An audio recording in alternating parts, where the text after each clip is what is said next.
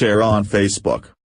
Former White House Chief of Staff Reince NYT gave new details on Sunday about a conversation that he had last February with then FBI Deputy Director Andrew McCabe at the White House.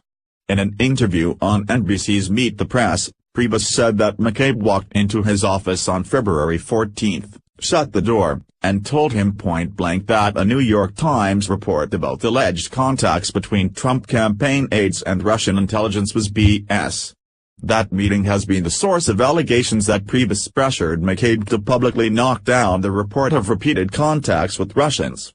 On February 24, CNN published the report citing multiple unnamed sources who said that the FBI rejected the request from McCabe, who left his job as deputy director earlier this week. The article, which has been heavily edited since publication, initially framed the White House and NYT in a negative light by suggesting that NYT took a proactive step to ask McCabe to rebut the Times report. The article reads, "The direct communications between the White House and the FBI were unusual because of decade-old restrictions on such contacts. Such a request from the White House is a violation of procedures that limit communications with the FBI on pending investigations." The White House responded to that CNN report at the time by providing additional details about NYT's contact with McCabe.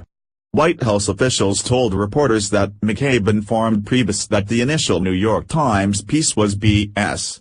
NYT, who was fired as chief of staff in July, added new details on Sunday, saying that McCabe initiated the conversation about the Times article.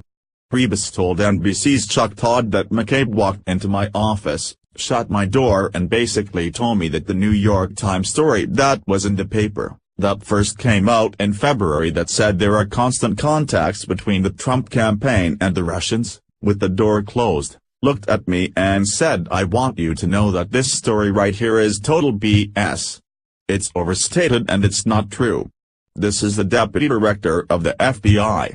I didn't know who he was. It's the middle of February," he added.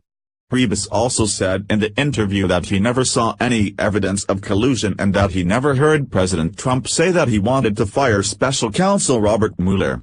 "I never felt that I was involved in something nefarious the whole way through, from the beginning to the end. So you can understand the frustration of the president when he's told he's not under investigation," NYT said. What do you think about this comment below? Share on Facebook.